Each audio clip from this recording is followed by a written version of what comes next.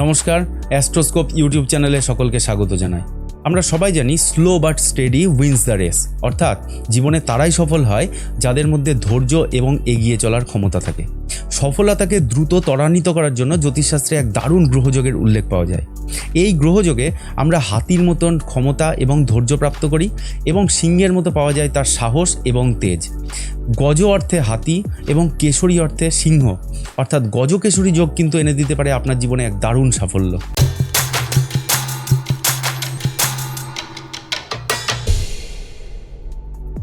প্রথমে আমরা জেনে নেব যে গজকেশরী যোগ কীভাবে ফরমেশন হয়। দেখুন, এই চারটিতে আপনার লগ্ন যাই হোক না কেন, শুধু দেখতে হবে এখানে চন্দ্র, গজ অর্থে এখানে হাতি এবং কেশরী অর্থে সিংহ, এখানে চন্দ্রের কথা বলা হচ্ছে। তো এখানে দেখতে হবে যে চন্দ্র থেকে বৃহস্পতি যেন কেন্দ্রে থাকে, কেন্দ্রঘর অর্থাৎ 1, 4, 7, 10।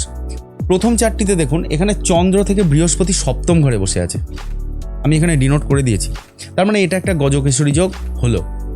আবার দ্বিতীয় চারটিতে দেখুন, এখানে দেখুন চন্দ্র থেকে বৃহস্পতি 4th হাউসে আছে। আমরা জানি কেন্দ্রঘর মানে 1, 4, 7, 10, তার মানে লগ্ন মানে চন্দ্রের সাথে থাকবে, অথবা চন্দ্র থেকে 4th হাউসে থাকবে, অথবা চন্দ্র থেকে 7th হাউসে থাকবে এবং চন্দ্র থেকে 10th হাউসে থাকবে। এবার দেখুন এই চার্টে চন্দ্রের সাথে বসে আছে বৃহস্পতি, এটাও একটা গজকেশরী যোগ। আবার দেখুন চন্দ্র থেকে দশম ঘরে বৃহস্পতি বসে আছে, চন্দ্র বৃষতে বসে আছে এবং দশম ঘরে বৃহস্পতি বসে আছে, অর্থাৎ এটাও একটা গজকেশরী যোগ হলো। এবার দেখা যাক এই যোগের প্রভাব কতটা শুভ হতে পারে, আমরা চার্ট দিয়ে বুঝবো। তো প্রথমে দেখুন এটা একটি ধনুলগ্নের চার্ট। ধনুলগ্নের কেসে অষ্টমপতি হচ্ছে চন্দ্র। অষ্টমপতি মানে হচ্ছে প্রবলেম, অষ্টমপতি মানে ট্রাভেল। অষ্টমপতি নিজের ঘর থেকে চলে আসলো কোথায়? নিজের ঘর থেকে চলে আসলো 6th হাউসে, মানে অষ্টম ঘর থেকে 6 নাম্বার ঘরে ট্রাভেল করলো। এই 6 নাম্বার ঘরে ট্রাভেল করা মানে অষ্টমপতির লগ্নে বসাটা খুবই খারাপ। আবার দেখুন অষ্টমপতি কোথায় দৃষ্টি দিচ্ছে? অষ্টমপতি দৃষ্টি দিচ্ছে তার সপ্তম ঘরে, অর্থাৎ স্ত্রীর ঘরে। তার মানে স্ত্রীর জন্যে বা পার্টনারের জন্যে ব্যাপারটা একটু খারাপ দাঁড়ালো।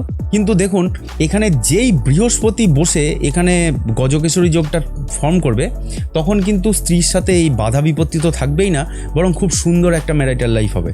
এবং শুধু সেটা বিবাহের কেসে নয়, এটা তার ব্যবসা বা পার্টনারের সাথেও এরকম জিনিসগুলো হবে যে তার সাথে পার্টনারের খুব ভালো সম্পর্ক হবে বা এরকম টাইপের একটা ব্যাপার। গজকেশরী যোগের এরকমভাবে আমরা রেজাল্ট পেতে পারি।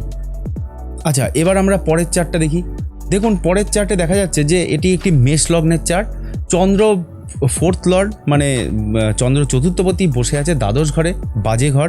আমরা জানি এগুলো দুস্থান, 6, 8, 12। আবার দেখুন বৃহস্পতি বসে আছে দুস্থানে, অর্থাৎ 6th হাউসে। তার মানে এটাতে আপনার গজকেশরী যোগ হলো, কিন্তু এই গজকেশরী যোগটা ব্যাড হাউসে হলো, বাজে ঘরে হলো, দুস্থানে হলো। তাহলে জিনিসটা তো খুব খারাপ হবে। তাহলে রেজাল্ট কী হবে? খুব খারাপ, আমরা বুঝতেই পাচ্ছি। কিন্তু তা কিন্তু নয়, ব্যাপারটা একটু বোঝা যাক। দেখুন চন্দ্র নিজের ঘর থেকে, চন্দ্রর ঘর এটা, চন্দ্র এই ঘর থেকে কত নাম্বার ঘরে ট্রাভেল করলো? 7, 8, 9। চন্দ্র নিজের ঘর থেকে 9th হাউসে ট্রাভেল করলো, ঠিক আছে?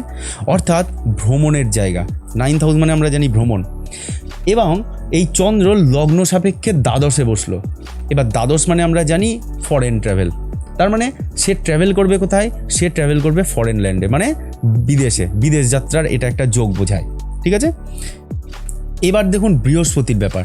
বৃহস্পতির দুটি ঘর আমরা জানি, একটা ধনু এবং একটি মীন। তো ধনু রাশির সাপেক্ষে এই বৃহস্পতি কত নাম্বার ঘরে গেল?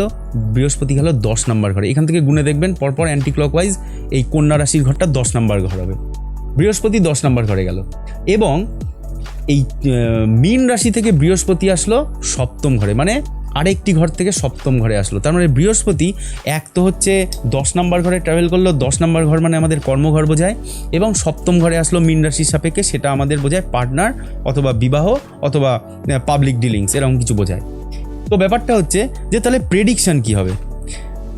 প্রেডিকশানটা এরকম হবে, তার ব্যবসা বা কর্মের জন্যে তার বারবার বিদেশ ভ্রমণ হবে। এবার বারবার কেন? কারণ চন্দ্র পরিবর্তনশীল, তাই। ক্লিয়ার? এই কন্ডিশনে দেখুন যেহেতু এটা দুস্থানে রয়েছে, তাই এইখানে মানুষ কিন্তু অনেক বাধা বিপত্তি কাটিয়ে খুব সাফল্যতা লাভ করে, কারণ বাধা বিপত্তির ঘরে রয়েছে এটা। অ্যাটলিস্ট এটা যে যতই ঘরে ট্রাভেল করুক না কেন, এটা 6 আর 12 কানেকশান। তো এখানে ট্রাভেল আসবে, এখানে প্রচুর প্রবলেম আসবে, কিন্তু তবুও সেই প্রবলেম কাটিয়ে এই যোগটার জন্য সে অনেকটা উপরে উঠতে পারবে। এবার আমরা পরের চার্টটা দেখি। দেখুন পরের চার্টে দেখতে পাচ্ছি যে এটা একটা তুলা লগ্নের চার্ট, ঠিক আছে। তুলা লগ্নের সাপেক্ষে চন্দ্র হচ্ছে কত নাম্বার ঘরের অধিপতি? চন্দ্র হচ্ছে 10 নাম্বার ঘরের অধিপতি, বসে আছে কোথায়? পঞ্চম ঘরে, ভালো কথা। বৃহস্পতি হচ্ছে এখানে ধনুরাশির অধিপতি, বসে আছে দ্বিতীয় ঘরে, এবং মিনেরও অধিপতি বৃহস্পতি, সেও বসে আছে বৃশ্চিক রাশিতে। এবার দেখুন চন্দ্র সাপেক্ষে বৃহস্পতি রয়েছে 10 নাম্বার ঘরে, তার মানে এখানে চন্দ্র যেহেতু 5th হাউসে বসে আছে, দশমপতি কেন্দ্রপতি একটা ত্রিকোণে গিয়ে বসেছে, এক্সিলেন্ট, পড়াশোনায় খুব ভালো হবে। কিন্তু আদৌ কি তাই হবে?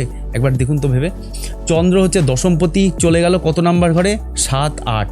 চন্দ্র কিন্তু বসলো নিজের ঘর থেকে অষ্টম ঘরে, ঠিক আছে। এবং বৃহস্পতি চলে আসলো কোথায়?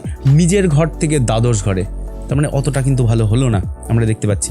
তো চন্দ্র যেই 8th হাউসে চলে যাবে, 8th হাউস মানে আমরা বুঝি সিক্রেট নলেজ, 8th হাউস মানে আমরা বুঝি গুপ্তবিদ্যা, 8th হাউস মানে বোঝায় আমাদের সিক্রেট নলেজ কিছু। তার মানে এই যাদের এই রকম কানেকশান থাকবে তাদের ধরুন সিক্রেট নলেজ, হিডেন কোনো ব্যাপার যেগুলো লোকচক্ষুর আড়ালে থাকে, সেই সব ব্যাপার নিয়ে এরা বেশি জানতে পছন্দ করবে। বেশি, যেহেতু 5th হাউস আমাদের নলেজের ঘর, তাই এগুলো নিয়ে জানতে বেশি পছন্দ করবে। এবার দেখুন বৃহস্পতি বসে রয়েছে ধনুরাশি সাপেক্ষে দ্বাদশ ঘরে।